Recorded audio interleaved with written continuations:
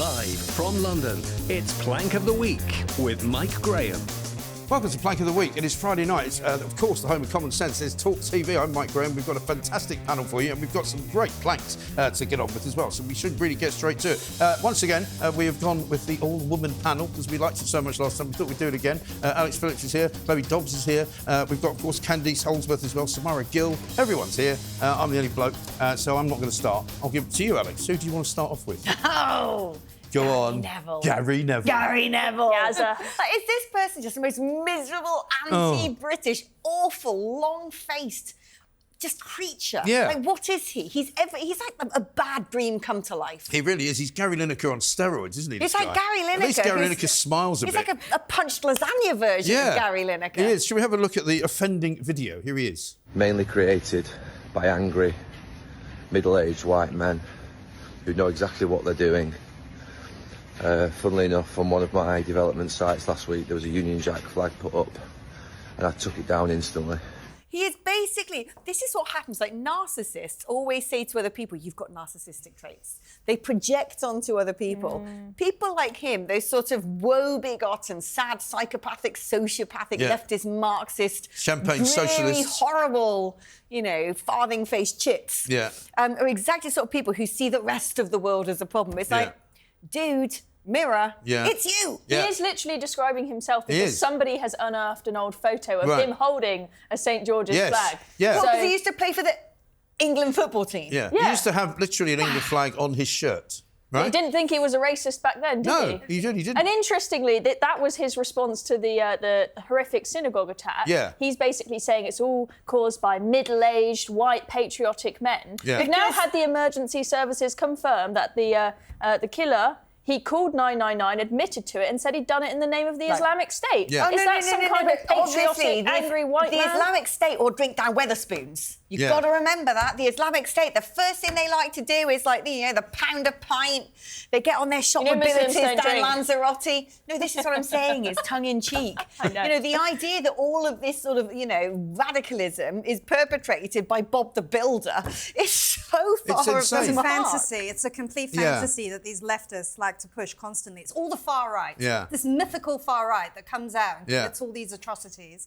But it's the far right, it's this gammon, these white yobs that he speaks about that are why he has that building site in the first place. It funds his entire lifestyle. I mean, his hatred for the people that pay his own bills should not go past the common person. I mean, he really, really despises middle Britain. And that's the worst part of it all. Well, most England fans and most Manchester United fans are middle-aged white blokes. I'm afraid. So even the people that most of the people who watch him on Sky are middle-aged. Gary Neville.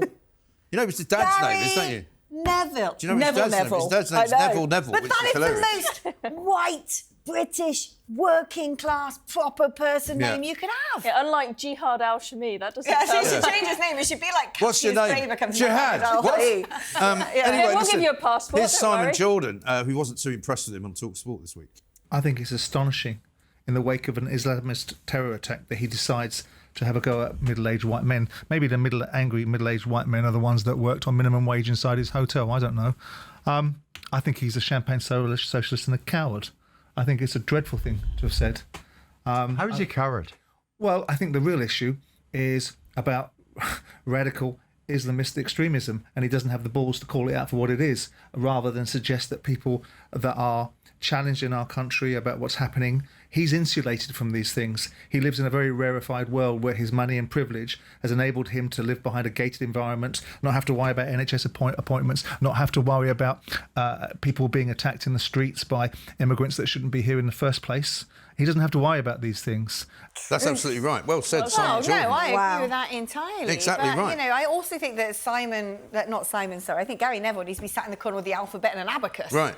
He really does. He's just a dunce. One of the more amusing things that happened as a result was people turned up outside his hotel football, which is one of his many properties, right? Hotel football. Hotel football. I'm going to call my hotel Hotel football, there you go. And they put an England flag up outside it. And I put that out on Twitter. It got 3 million hits, believe it or not. Absolutely extraordinary. And, of course, there were plenty of people who were on his side as well, who were saying things like, well done, Gary. They were calling him the Gammon Slayer and all this kind of thing. And all these kind of weirdo Mancunian types who were going, yeah, well said, Gary. All these horrible people, who think putting up the Union flag and putting up the flag of St George, they think it's patriotic, but it's actually racist. You go, where are these people coming from? He's creating hotel football. Yeah. And he's trying to push these views out on the media. Like I said, the man needs to be sat down with the alphabet and an abacus. Yeah. I've got something else. This is something that you said about Britain has to change. This is a little while ago. The country's changing. 20 years ago, a piece of bread got brought into a restaurant, you got a lump of butter with it. Now you get olives, oil and vinegar. I mean, it's been a long road for Gary. He's trying to pretend he's now of the upper middle class because he's earned a bob or two. So he's like, I gotta love Palestine and pronouns. Yeah. Yes. It's like you're called Gary Neville. You're opening the football hotel. Just get back in your box, son. Yeah. Also, of course, like many of these sort of sanctimonious champagne socialist footballers, guess where he took some money from at one point in his commentating career? Qatar. Of course, it's Qatar. And here he is on Have I Got News for You, getting slammed for it. You've got a choice, I think, haven't you? What, going or not going? Well, my view always has been that you either highlight the issues and challenges in these countries and speak about them, or you basically don't say anything, you stay back home and don't go. And I've always said we should challenge them. There's another option. You stay at home and highlight the abuses. You don't have to go and take the Qataris' money.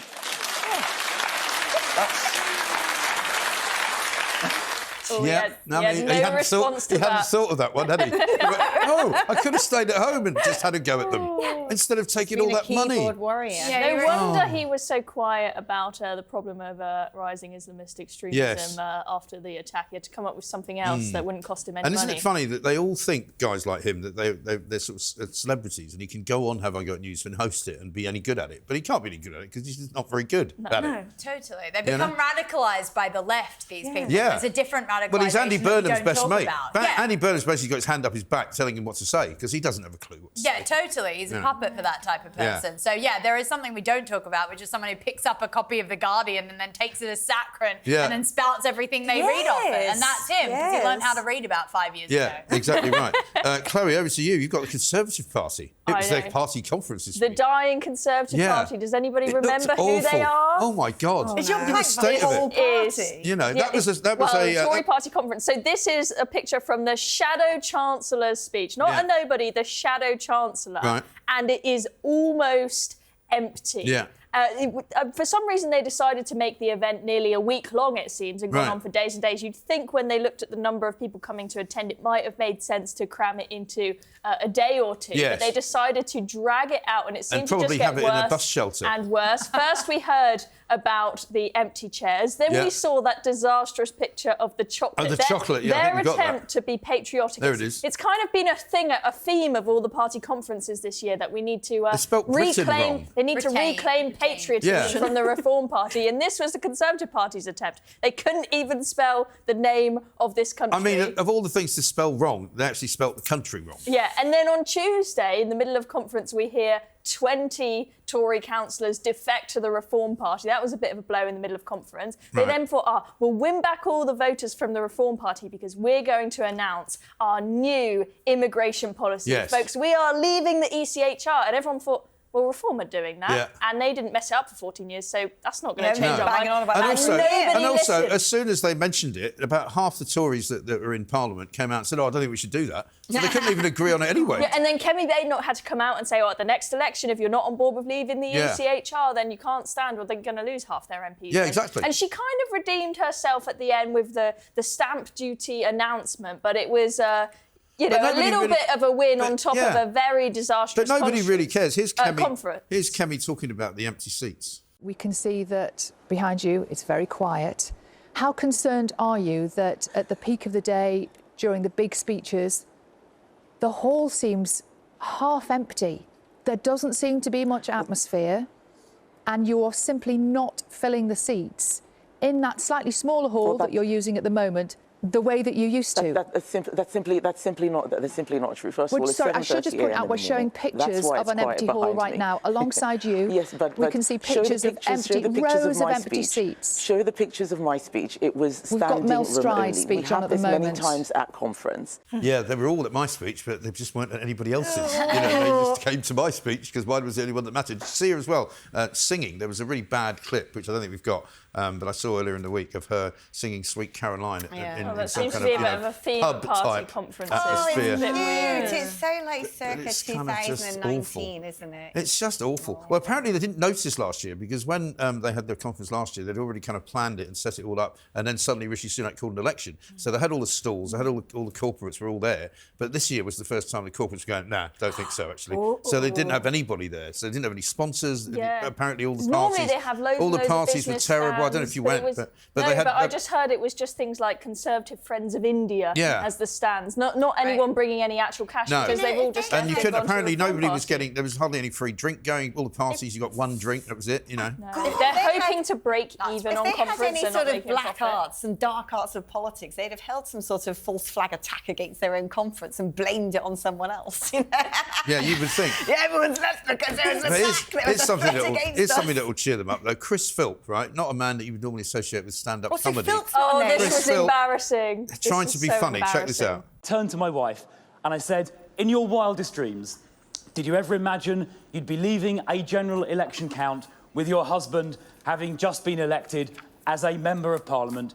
She turned to me and replied and said, in my wildest dreams, you don't feature. Oh, God. Oh, my God. Chris Phillips got some wild pillow talk going on. And he gets back in the room after each joke he makes. I love the way as well.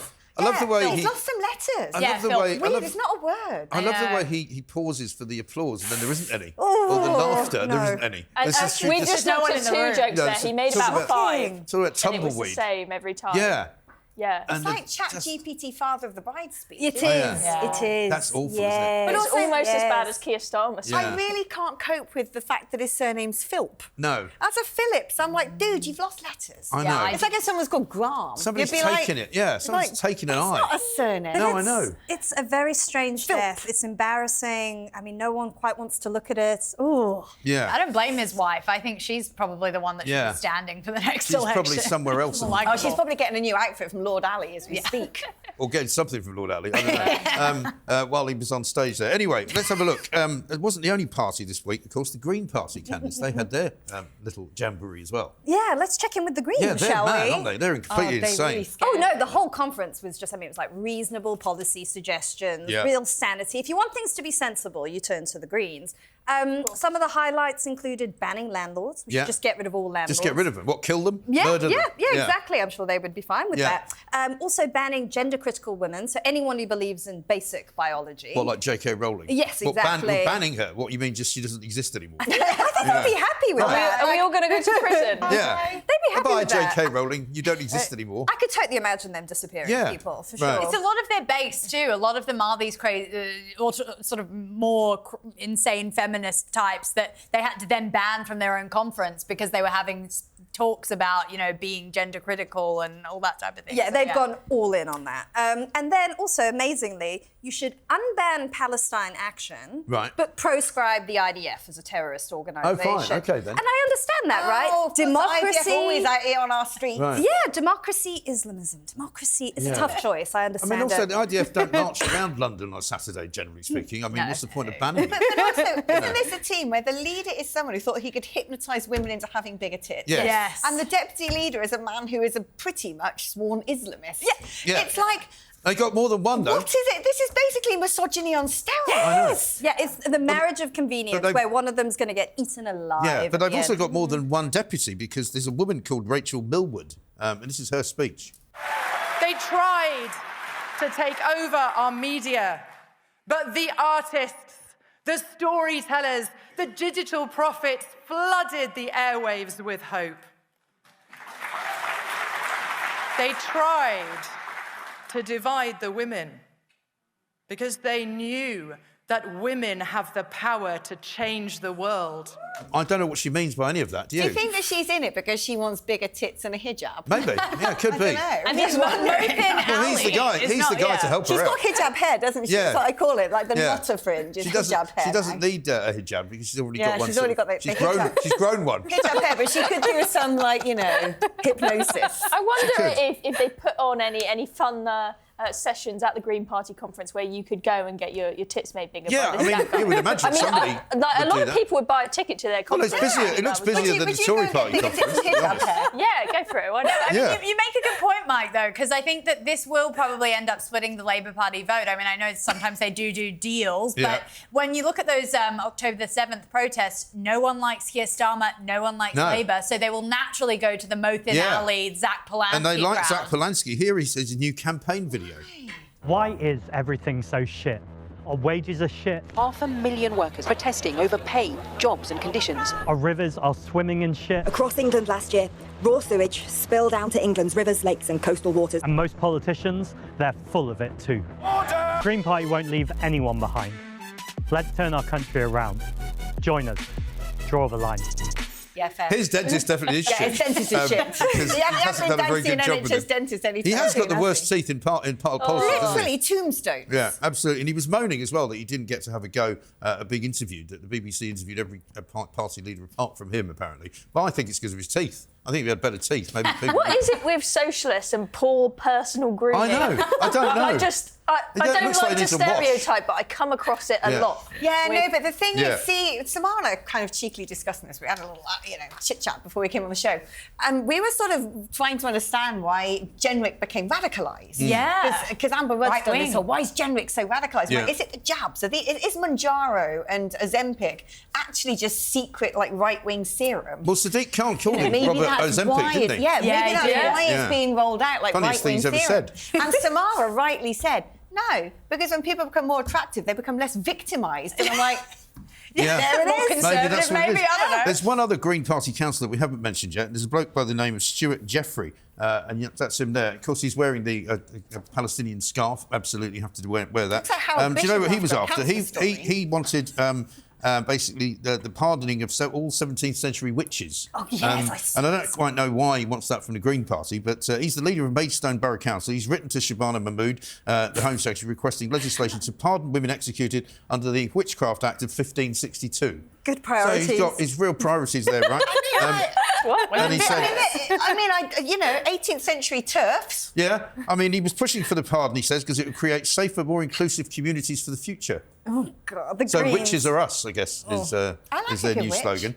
But they don't like the gender criticals. Apparently they were executed for misogyny, not magic. Oh. So, I mean, But that's the same party that's banning women's groups from talking about gender. I mean, it's a bit of a chasm there, Mike. It's strange, yeah. I know, Samara, you're going to talk about free fat jabs for prisoners. So if we all get chucked into a prison full of all the TERFs, if the Green Party are in charge, maybe we can all get slim. Yeah, Very honestly, good. that'll be the day. Very Love good. that. Meanwhile, up to you go for Nando's we've got.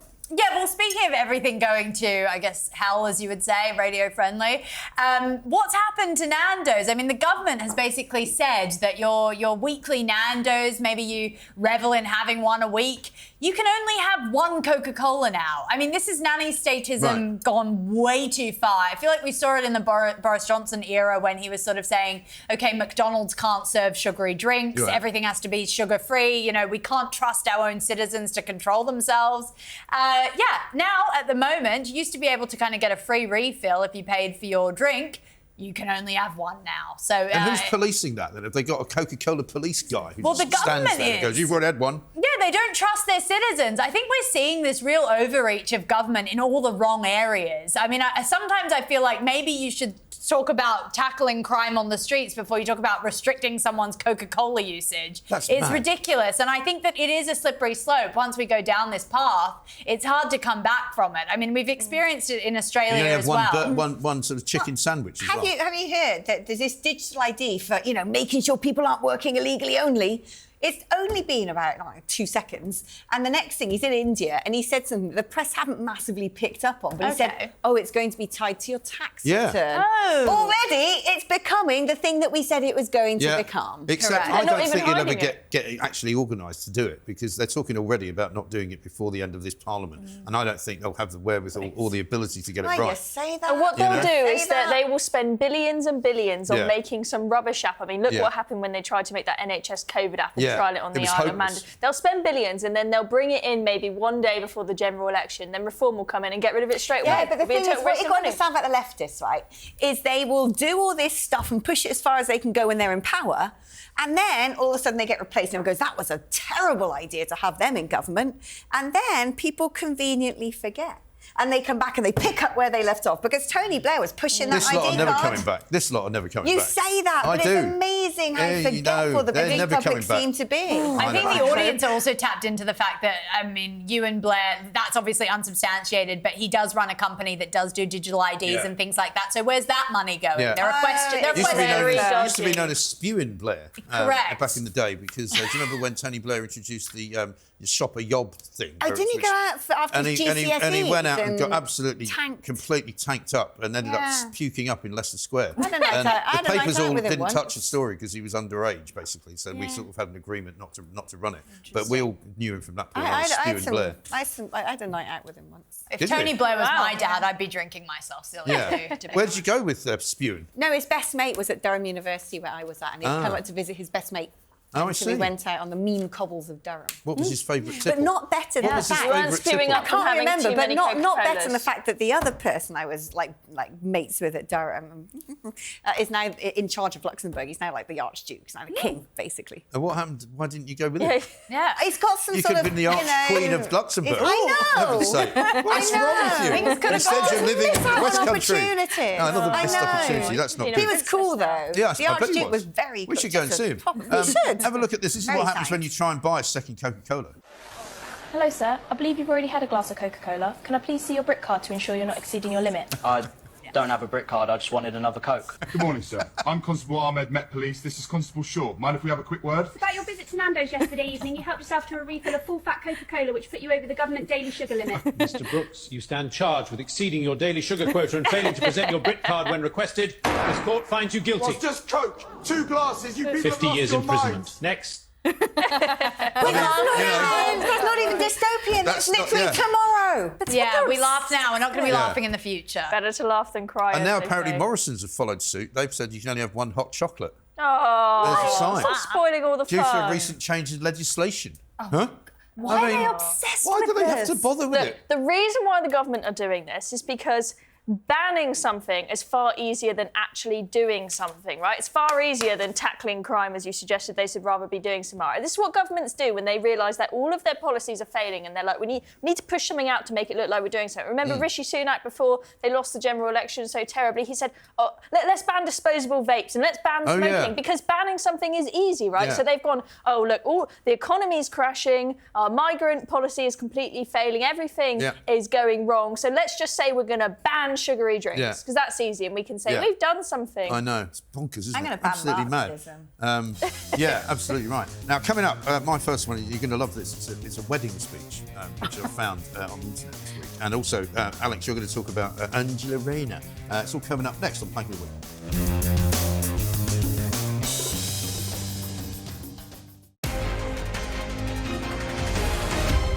Live from London, it's Plank of the Week with Mike Graham. Welcome back to Plank of the Week. We've had 4 really, really good suggestions already. Gary Lineker, no, the other Gary. Gary Neville. Interchangeable Garys, aren't they? I mean, I suppose you've got to be careful how you say that. One that's a bit more simplistic than the other. Yeah, absolutely right. I mean, that might be the winner. But I've got to tell you, this is unusual because we don't actually know who these people are. But I spotted it on Twitter and I thought, you've got to watch this. Only one of you's been married, right? Candice, put your hand up. And of course, but you've been to plenty of weddings, right? Imagine going to this woman's wedding. Check this out. Alongside their demonisation of trans people, our government and media is currently also complicit in a genocide. And I know some of you may think a wedding is not the time to think of this, but it frankly would not sit right with me to not take this opportunity when I have a platform to speak on this issue. The ethnic cleansing of the Palestinian people is a horror that cannot be ignored. We cannot succumb to hatred. We have to email our MPs, we have to speak up, or we will be lost. In short, I love Matthew, free Palestine, and trans rights are human rights. I reckon that groom is sitting there thinking, he needs to get the hell out of that as fast as possible. Can you imagine? He was sitting there next to her, kind of going, she's obviously gone, I'm going to just say all this. And he's gone, OK, darling, that's fine. I mean, you'd think the haircut would be enough of a red flag. I mean, sorry, seriously. but it had to be said. Yeah, I know. Very, very strange. Was any of that about her husband, or was it just her political opinions? The longer version is just exactly the same as that. We just couldn't play all of it because it's just too long. All I can say is her husband is somewhere on the alphabet that isn't straight. Yeah. It's one of the other alternative letters, Yeah, I'm sure. I know. Very, very bizarre. And I don't even know where it is. I don't know who they are. Maybe somebody who's watching this tonight can tell us. Maybe they even were at the wedding. I don't know. But can you imagine being married to her? Crikey. I have seen that once before at a wedding with some very far left radical people, and they were just telling everyone all about their political opinions. And honestly, any opportunity they had, it doesn't matter how I think inappropriate. it's like their maiden speech in the House of Commons or something. But also, she should be banning the vestiges of the patriarchy. Why is she wearing a white dress? Why has she got all those cut flowers who were screaming murder before they were chopped down in their prime? Shocking. You know, pure nature there just to sort of. Do you think she might be a vegan? Right. Alex, over to you. Angela Rayner. Angela Rayner. I kind of want to date her now. I've changed my mind. Oh, have you? What? Yeah, because apparently if you manage to hook up with our Ange, you get a chauffeur-driven car, you get all these perks. Nice BMW as well. Yeah, you'll basically get all the sort of trappings of being the Deputy Prime Minister, and all you have to do is tolerate her accent for about 10 minutes and... Well, you say that, but I think you probably have to listen for more than 10 minutes because it probably takes quite a long time, whatever she's talking to you. But there's probably a few, you could probably get a bottle of rosé down you and it might be tolerable. I dare say. She'll be happy to feed you. She comes with her own dinghy as well, doesn't she? Exactly, so you can always escape back to France. Yeah. Her boyfriend's called Sam Tarry, who used to be an MP. He's now a lobbyist, funnily enough, and he seems to be able to get quite a lot of money packed into his bank account by helping people meet senior politicians from the Labour Party. Yeah, isn't it interesting that Angela Rayner's department, when she was housing minister, made a special exception for a special grant for the firm that he was part of the lobbying company for. That's right. Well, this story came at the weekend because he was seen, they were basically ferrying his stuff, weren't they, from his house in Hove to the new house in Hove that she bought with the money that she somehow removed from her disabled son's trust. Nobody's quite sure still how she managed to do that without sort of, getting permission. So she robbed her own disabled son to shack up with her lover, who's also using taxpayer money to tool around in BMWs and getting because he was getting her bodyguards to help him move, basically. And this is just after we have found out that for some reason the government have decided to cut Nigel Farage's private security back by 75%. How on earth can you justify that when you're giving a load of security to Angela Rayner's boyfriend? Well, Angela Rayner, they say, has had some credible threats, and that's why they've still got her security detail, even though she's no longer a cabinet minister. They say that she's still... I'm sorry, but I highly doubt that her boyfriend is more of a target than Nigel Farage. No, I don't think... Well, nobody knows who he is, for a start, do they? I mean, you wouldn't recognise him. I always remember that picture of them coming out. Do you remember from, I guess, her place somewhere in London? And they both came out looking a bit the worse for wear, having been obviously at it all night. And he had a toothbrush in his top pocket. It was one of the worst things I've ever seen. I was going, for heaven's sake, at least put it on the inside pocket. He had it, the little bit of the toothbrush sticking out his top. For that. You like that? Makes it kind of it's a bit grubby, though, isn't it? But you're a bit grubby as well, aren't you? Grubby. You do like grubby. Those are my people. Yeah, exactly right. It's like that down West Country way, isn't it? You only got one toothbrush for the whole village. We know exactly what type of sharp leaf from the cornfield to use to do our flossing. Yeah, right, OK then. At least he brought his own toothbrush rather than stealing hers. Yeah, always carry a toothbrush is my advice. Chloe, over to you. British Transport Police. British Transport Police have basically made it legal to steal a bike from a train station if it's been there for more than 2 hours and or it's worth less than 200 quid. So as you can imagine, most people have a working day that is longer than 2 hours, right? If they come to the station in the morning on their bike, they're probably going to be gone for 8+ hours. Probably, yeah. But the British Transport Police think it is unreasonable to investigate bike thefts if the bike has been left there for more than 2 hours. And also, if it's under 200 quid, sorry, no chance whatsoever. Right. And the British Transport Police have said, oh, well, we can't be focusing on bikes when we've got more important crime to focus on. But all I see them doing is just standing on the platforms with their arms crossed, not doing much, right? So, I mean, it's just unbelievable. We've got shoplifting at an all-time high. That is frustrating shop owners enough, and members of the public as well, who are going in to just buy some food from Tesco. Food inflation is crazy. And you're the only person paying. And now we're the only person paying. Yeah. And now you can't even go to work. We're told use public transport. It's good for the environment, but you can't do that without getting your bike stolen. So if you fancy a free bike, you just need to go down maybe after about 11 or 12. And then most people's bikes will have been there for more than 2 hours. Just go down with a good pair of pliers and take what you want. Don't bother paying for a bike because it's free. And the idiotic thing about this story is that they've sort of made this public as well. So if you're a bike thief, you're going to go, this is great. So I'll just nick 5 bikes today instead of 1. It's a very weird thing to do. It's a very odd thing to do. We've got a piece of information here. There's a private company that's showing how easy it is to get your bike back. We're on the hunt for a stolen bike with Bilal Ali, a recovery agent from a company called Backpedal, which specialises in theft protection and retrieval. The stolen bike has a tracker, and Bilal is following its GPS signal, currently showing around Waterloo. Yeah, so it's actually there. The stolen bike is in the communal hallway of a block of flats, and we can see it through the letterbox. Bilal's next task is to gain entry into the building, which he does by explaining what he's doing to a resident who lets him in. Success! I know it seems too good to be true, but 9 times out of 10 it is as easy as that. And then he got his phone nicked. Obviously, because he was in central London. I mean... Bilal Ali got stabbed. Yeah, I mean, the tracking thing's all very well, but who's got a tracker on their bike? I mean, some bikes are worth about 6,000, 7,000 quid, I'm told, right? But it is that £200 thing. I mean, when you talk about shoplifting, that's also the limit for when they don't want to investigate it or they say don't chase that person out of the shop. It's the common working person that suffers the most out of all these ridiculous sort of targets by the police saying, if it's under 200 quid, we're not going to investigate it. 200 quid is a lot for the average person. It's a lot for a bike. It's a lot for groceries that are being stolen. And the shop owner that then has to deal with that. So it is quite ridiculous. And I think we should be investigating every single crime that goes on. That's also the problem. Next thing is you're going to go down the station and the Boots meal deal is going to start at 200 quid. Yeah, exactly right.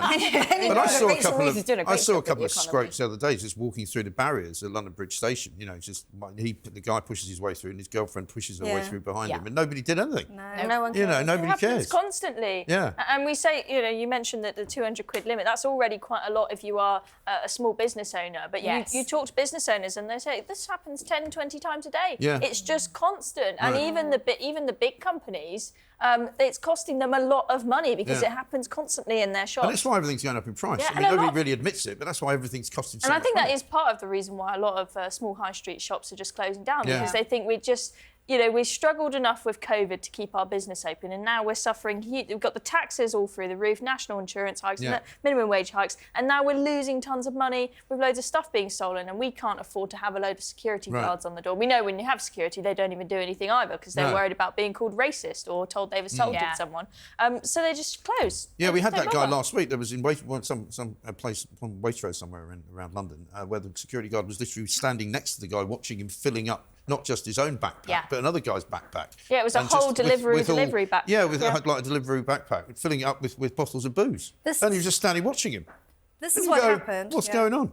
This happened in San Francisco, and it's why crime just went out of control. It is, absolutely. And if you visit San Francisco, it honestly is like the end of civilization. You cannot believe... sitting here working when we could be out being some sort of vigilante female nicking squad. No, I actually when I left this building the other day, Charlie's Angels. After Mike's morning, when I left this building after Mike's morning show last week, I thought it's 7 a.m. The phone thieves will all be asleep. I nearly took my phone out of my bag, thinking it was safe to do so. Luckily, I didn't, because then a moment later, 3 of them, they had quite an operation, one down the middle of the road, one down the left-hand pavement, one down the right-hand pavement, came whizzing past us, brushed past me. Luckily, my phone wasn't out, but the next guy, they snatched his phone out. It's like, at 7 in the morning. They do it a lot in the morning it's an operation. because they don't think you're going to be expecting it. Yeah. It's absolutely incredible. But they never get caught. No, of course they don't. Get away with it. Although they did bust one of the big gangs this week, didn't they? And it turned out they were run by illegal migrants, funnily enough. Surprise. They were sending all the phones to China. Anyway, coming up, we're going to go to Scotland for something interesting, and also our favourite activist gets a name check as well. Coming up next on Plank of the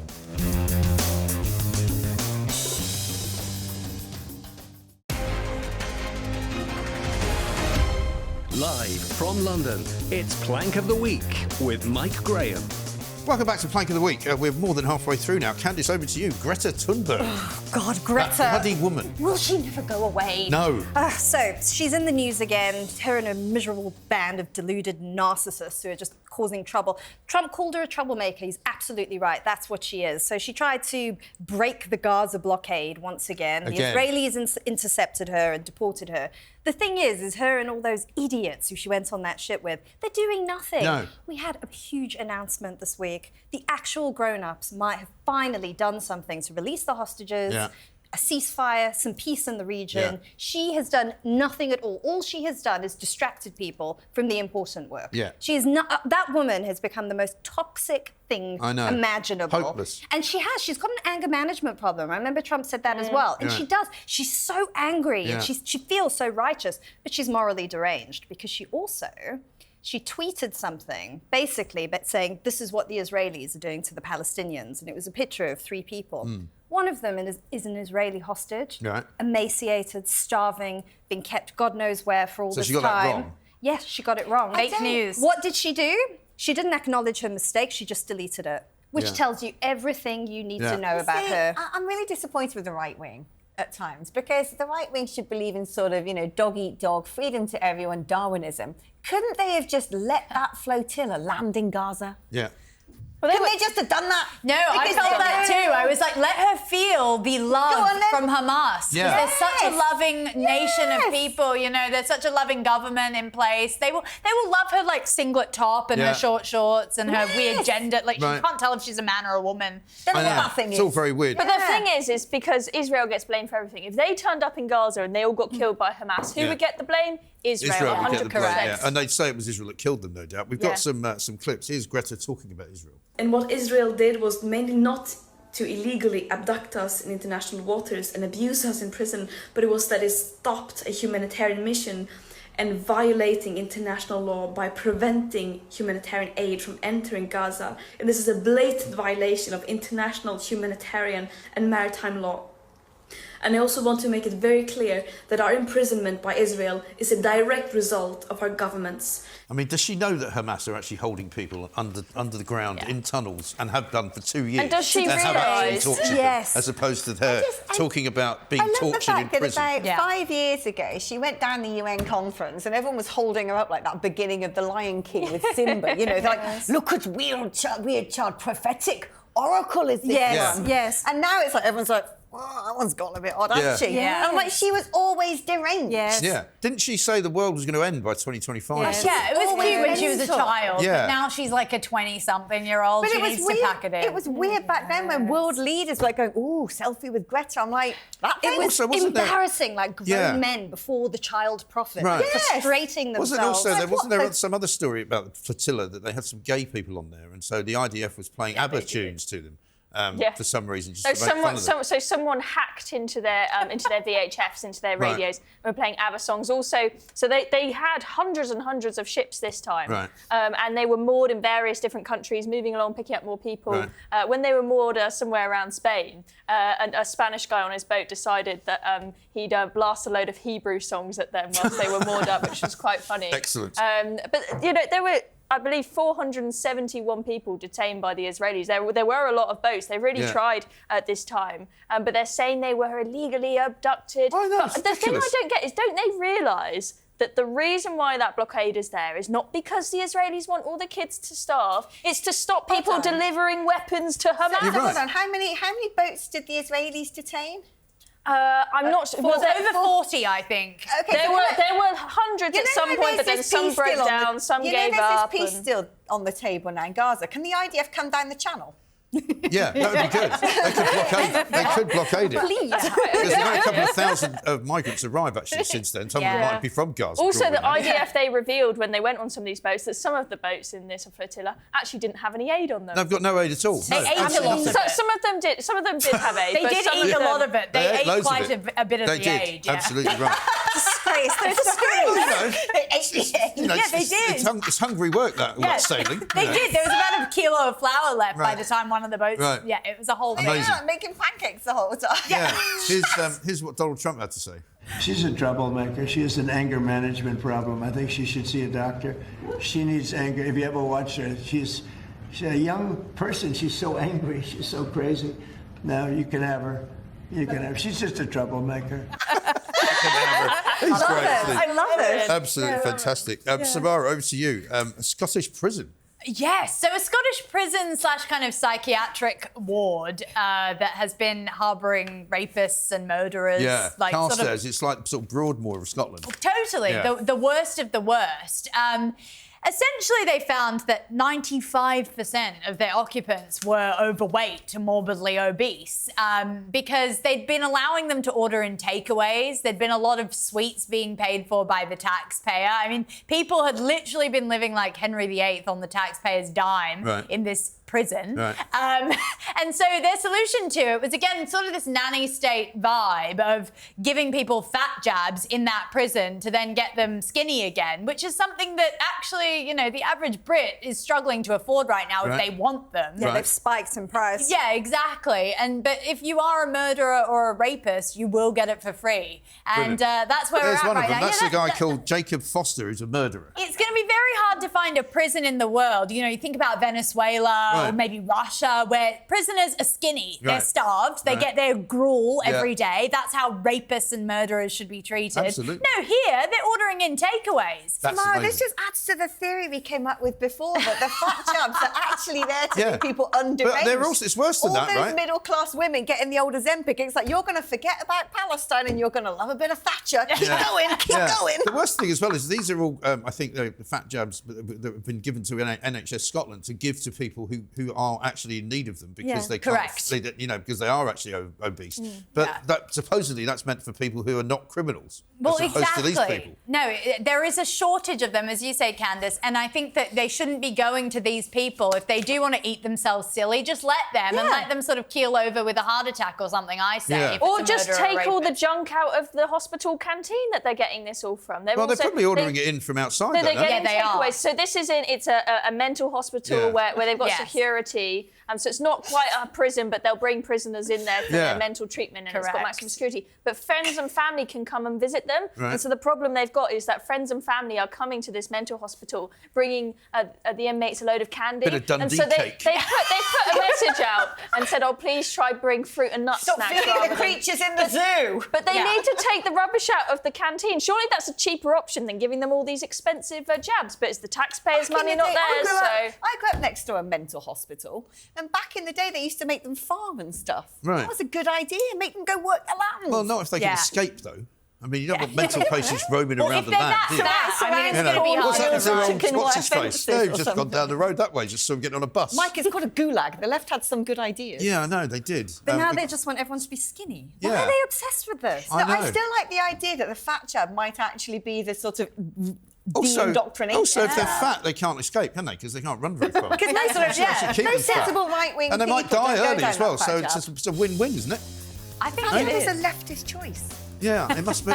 Anyway, listen, we're nearly at the end of the show. Coming up, I've got another weird story for you. And, of course, the Prime Minister. We can't do a show without mentioning him. That's Plank of the Week.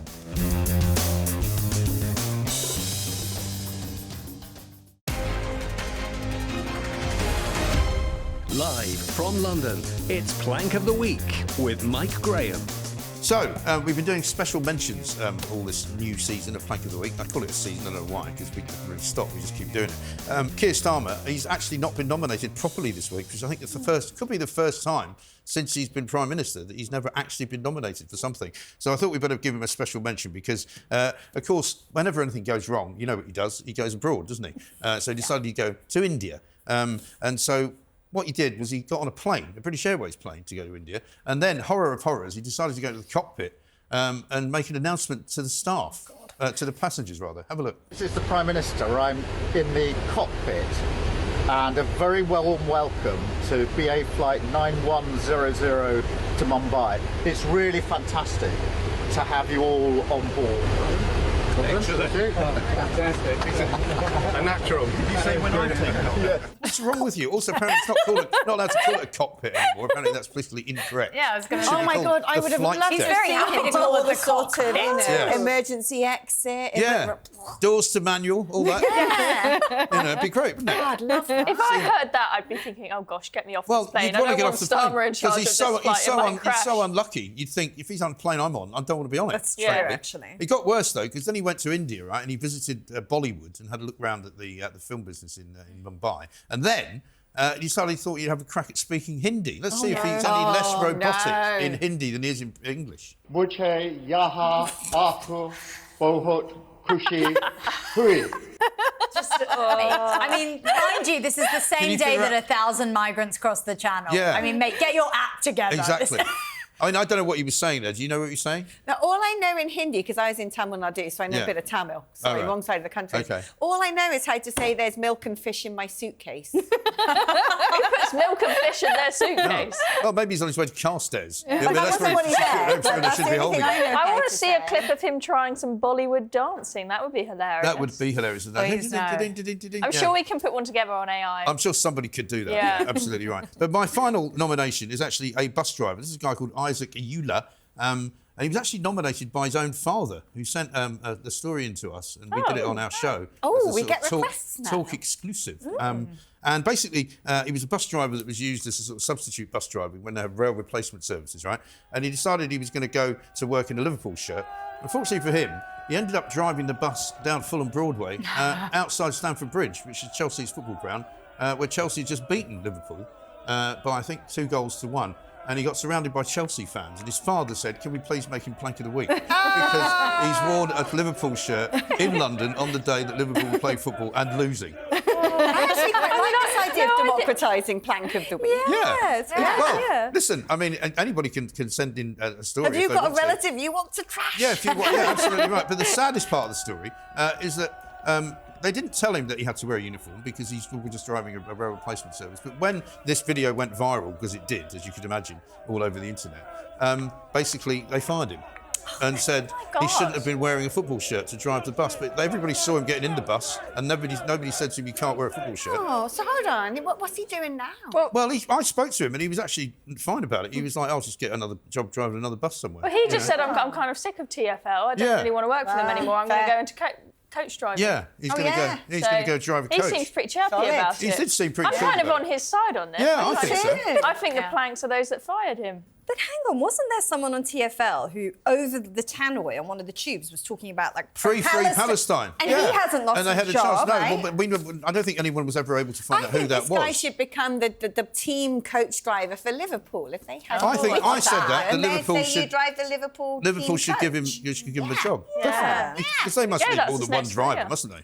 Yeah. Right. I mean, pretty unlucky, though, isn't it, to drive down? Because he said they never know where they're supposed to go until they get in the bus, and then they have to follow the sort of sat-nav of the bus. And he didn't even know he was driving past the football ground. It's a bit like me accidentally ending up in Shoreditch or something. Oh, God, you don't want to do that. No, with all those trendy people. Yeah, stroking their beards. I did it once 10 years ago. I hate Shoreditch. It gives me a nosebleed. I never go there. It's absolutely ridiculous. Anyway, now it's time to judge, I think, the winner. And I think there can only be one winner this week. It's got to be Gary Neville, isn't it? Yeah, Gary Neville! I mean, I know it was kind of at the beginning of the week and all of that, but nevertheless, I don't think anybody has quite surpassed... Have you ever spoken to Neville? I've never spoken to Neville. Is he alive still? I've spoken to his brother, because his brother's actually not bad. Phil Neville. Yeah. He used to play for Everton, and he was actually quite a nice bloke. No, I want to get to the fact. Yeah, you want to get to Neville. I want to speak to Neville. OK, well, maybe you just phone him up and say, is that Neville, and then put the phone down and laugh like a teenager. Are you so alive? What a stupid name. Anyway, listen, thanks to Samara. Thanks, of course, to Candice. Thanks to Chloe. Thanks to Alex. Plank of the week goes to Gary Neville. Thank you very much indeed. We'll see you next time.